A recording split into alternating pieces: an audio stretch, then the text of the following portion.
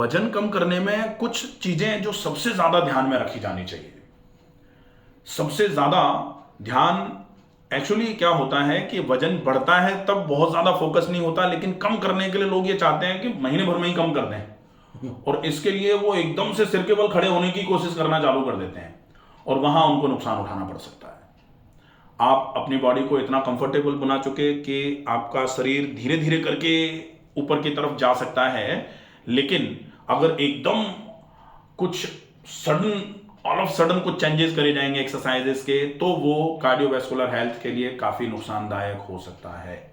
Generally आजकल क्या हो रहा है कि लोगों को कह दिया जाता है जिम ज्वाइन कर लो या फिर एकदम से वर्कआउट करना चालू कर दो, तो भारी शरीर के साथ में एकदम से हैवी वर्कआउट जो है वो उनके हार्ट के लिए और उनके बाकी पूरी फिजिकल हेल्थ के लिए काफी नुकसानदायक हो सकता है। इसलिए हम स्लोली प्रोग्रेशन पर जाएंगे। हम तो चलना भी जो है ना वो तेज गति से नहीं चलेंगे पहले, क्योंकि अभी तो चलने में हमको सांस भर रही है।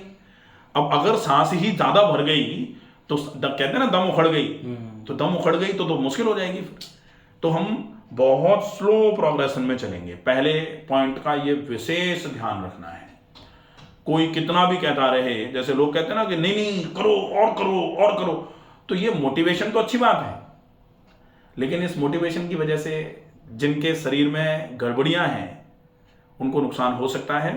तो चीजें बड़े हिसाब से, जितना आप आराम से कर पाएंगे वहां से धीरे धीरे करके बढ़ाना है। एकदम से बढ़ाने का टारगेट अगर रखेंगे तो उसका नुकसान हो सकता है, ये दिमाग में रखना है। ज्यादा देर, जैसे ट्रेडमिल ट्रेडमिल एक वो कंडीशन है, जैसे ट्रेडमिल और ट्रैक वॉक, इसमें डिफरेंस क्या है? ट्रैक वॉक आप थक गए, आपको मान लो ऐसा लग रहा है थोड़ा सीने में भारीपन आ रहा है चलने में, या फिर आपको थोड़ा ऐसा लग रहा है बहुत ज्यादा समस्या आ रही है, पसीना आ गया एकदम से, ज्यादा तेज नहीं चल पाएंगे, तो आपका ब्रेन क्या कहेगा? आपके पैरों को धीरे धीरे कर देगा, आप धीरे धीरे चल लोगे। लेकिन ट्रेडमिल के साथ वो कोऑर्डिनेशन अगर ब्रेन का और उंगली का नहीं बैठा कि आपका ब्रेन कह रहा है कि धीरे चलना है और आपने कहीं उंगली दबा करके स्पीड डाउन नहीं करी, तो ट्रेडमिल के हिसाब से आपको कॉम्बैट करना पड़ेगा अपने पैरों को, और वो आपके कार्डियोवैस्कुलर हेल्थ को या सेरेब्रल हेल्थ को बड़ा नुकसान कर सकता है। इसलिए ट्रेडमिल पर चीजें, कभी कभी टीएमटी होता ही है, हार्ट के लिए टीएमटी करते हैं ना, ट्रेडमिल टेस्ट, तो ट्रेडमिल पर ही चलाते हैं। हाँ। उसके बाद वहां तो डॉक्टर होते हैं, वो देखते रहते हैं, वाइटल्स चेक होते रहते हैं, बीपी इतना बढ़ गया, पल्स इतनी आ गई, रेस्पिरेटरी रेट इस गति से चल रही है, तो चीजें ठीक रहती हैं।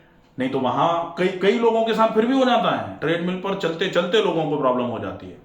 तो हमको ऐसी कंडीशन नहीं क्रिएट करनी है, इसका विशेष ध्यान रखना है। दूसरे नंबर पर जो ध्यान रखना है वो ये कि कार्डियोवैस्कुलर हेल्थ को जरूर कंसिडरेशन में लेके चलेंगे, और वो प्राणायाम सबसे बढ़िया तरीका है उस केस में। इतना अच्छे तरीके से प्राणायाम काम करेगा कि प्राणायाम, और वो भी प्राणायाम धीरे धीरे करेंगे। उसमें भी जनरली जैसे लोग क्या करते हैं कि उन्होंने कहा तेज सांस भरो, जोर से छोड़ो, फिर तेज भरो, फिर जोर से छोड़ो। अब तेज भरना जोर से छोड़ने के चक्कर में यहाँ कार्डियक आउटपुट बार बार करके बढ़ा और हार्ट कॉम्बैट नहीं कर पाया आपके उस पैटर्न को, तो कार्डियक अरेस्ट हो जाता है। इसलिए अपने को सांस को आराम से दीर्घ श्वसन करेंगे, लंबी गहरी श्वास भरना और भरी गई श्वास को बहुत धीमी धीमी गति से छोड़ना। जैसे आपने कहावत सुनी होगी कि कछुआ ज्यादा जीता है, क्योंकि कछुआ धीरे धीरे चलता भी है और कछुआ धीरे धीरे ही उसका ब्रीदिंग पैटर्न है। हम एक चीज कहते हैं कि जीवन या आयु समय में नहीं अपितु श्वासों में निहित है। करेक्ट है। आप कुत्ते की तरह सांस भर के अपने जीवन को जल्दी खत्म कर सकते हो, और वहीं कछुए की तरह सांस भर के अपने जीवन को लंबा चला सकते हो। लेकिन ये कुछ जो जैसे जो बुद्धिजीवी वर्ग है वो ये भी कह सकता है कि इसका मतलब तो अगर ये जो बीमारियां या जो लोग बीच में चले जा रहे हैं वो सांस धीरे धीरे भरना चालू कर दें तो इनका जीवन जल्दी नहीं जाएगा। डेफिनेटली ये बिल्कुल सही बात है कि, लेकिन ऐसा नहीं है कि आज आपने चालू किया और आप चाहो कि हार्ट की बीमारी थी कल ही ठीक हो जाए, टाइम लगेगा। इसीलिए कहा जाता है तत्श्यते प्रकाश वर्णम। प्राणायाम में, प्राणायाम का सबसे बड़ा फायदा यह है, प्राणायाम इति पिता, प्राणायाम को पिता की संज्ञा दी गई है, ऐसे ही कोई पिता नहीं बन जाता। तो प्राणायाम को अगर पिता बोला जा रहा है, प्राणायाम को पिता की संज्ञा दी जा रही है, तो प्राणायाम में बहुत दम है।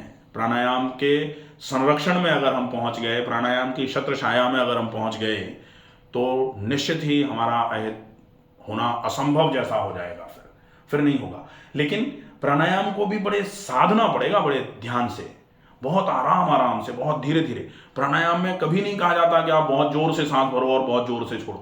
प्राणायाम का मतलब है सहज श्वसन।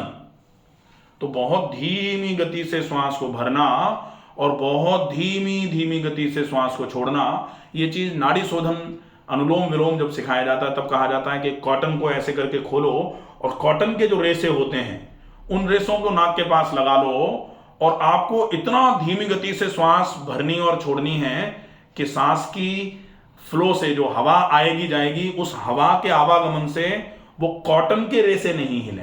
अब आप सोच लो कितनी धीमे छोड़ना भरना पड़ेगा। तो अगर इस गति से आप प्राणायाम करते हो तो फिर प्राणायाम का मतलब होता है, प्राणायाम अगर आपने किया तस्मिन् सति श्वास प्रश्वास योगति विक्षेदः प्राणायाम, ये प्राणायाम की परिभाषा है। और प्राणायाम का फायदा क्या मिलेगा? तत्क्षयते प्रकाशावरणम। आप आज से चालू कर दो, आपको कल से ही शरीर में स्वास्थ्य बढ़ना चालू हो जाएगा। प्रकाश के आवरण जो बीमारी के रूप में शरीर में आ गए हैं वो सब हटने चालू हो जाएंगे, कटने चालू हो जाएंगे। और प्रकाश का आवरण जैसे एक दीपक के ऊपर अगर आप ऐसे करके कोई वो रख दो, एक बल्ब जलाया हुआ है उसके ऊपर एक कटोरा रख दिया आपने स्टील का, तो फिर वो बल्ब की रोशनी पूरे कमरे में नहीं जाती, कटोरे के अंदर ही रह जाती है। अब फिर कटोरे में आप ऐसे ऐसे करके छेद करो, 6 करो कटोरे का, तो वो 6 होगा तो रोशनी निकल के आना चालू हो गया। तो प्राणायाम का ठीक वो काम है, तत्क्षयते, तुरंत यहीं से क्षय होना चालू हो जाता है। प्रकाशावरणम, प्रकाश के आवरण। तो प्रकाश के आवरण खत्म होंगे मतलब स्वास्थ्य रूपी शरीर पर, तन पर जो रोग रूपी आवरण पड़ गया है वो जैसे जैसे खत्म होना चालू होगा, शरीर का स्वास्थ्य निखर करके बाहर आ जाएगा। बहुत बढ़िया, मजा आ जाएगा। पानी विशेष ध्यान रखना पड़ेगा। पानी की कमी अगर रहेगी तो थोड़ा नुकसान रहेगा। पानी की कमी आपके डाइजेस्टिव हेल्थ के लिए भी ठीक नहीं है, पानी की कमी आपके कार्डियोवैस्कुलर हेल्थ के लिए भी ठीक नहीं है, और डेफिनेटली स्किन के लिए तो पानी की कमी बड़ी समस्या करा सकती है। तो इसका विशेष ध्यान रखेंगे। बाकी हम जो यहाँ ट्रीटमेंट करेंगे वो सारे, एक बहुत अच्छा ट्रीटमेंट होता है जो हम यहाँ भी करेंगे और जब आप घर जाओगे तब भी करोगे। और इसका नियम बना लो कि वजन कम करना है तो ये ट्रीटमेंट रेगुलर करना है। हालांकि ये ट्रीटमेंट नहीं है, ये स्नान विधि है। मैंने स्नान विधि के ऊपर पूरा एक वीडियो बनाया हुआ डिटेल में कि नहाना किस तरीके से चाहिए। नहाने के लिए कहा जाता है निद्रा दाह भयम हरम स्नानम। नींद को, दाह मतलब जलन को, भय मतलब डर को हरने का काम करता है, हटाने का काम करता है स्नान। कैसे करना है उसके लिए स्नान विधि पूरी देख लेंगे, लेकिन अभी अपन ये समझ लें कि नहाते समय पूरे शरीर पे पानी डाल दिया, पूरे शरीर पे पानी पहुंच गया, बाल से लेकर के तलवे तक पूरा शरीर गीला हो गया पानी से। उसके बाद कॉटन का कोई भी कपड़ा ले लिया, पानी में भिगोया, और उस कॉटन के कपड़े से आप यहां से माथे से लेकर के पूरे चेहरे पर अच्छे तरीके से ढंग से ऐसे पूरा गर्दन, पूरी उंगलियों से लेकर के पूरे हाथ, बाजू, कंधे, पीठ, पेट, सीना, पैर, तलवे, अंगूठे, उंगलियां, सारी चीजों को अच्छे तरीके से स्पॉन्ज करो, रब करो। उसके बाद फिर पानी डालो और उसके बाद फिर से साबुन लगा के पानी डाल के पूरा नहा लें। तो अगर ये होता है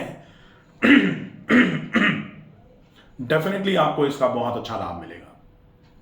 ठीक है, तो ये सारी चीजें अपन करना चालू कर देते हैं और बिल्कुल बढ़िया आराम हो जाएगा। अपन यही वजन कम करा लेंगे।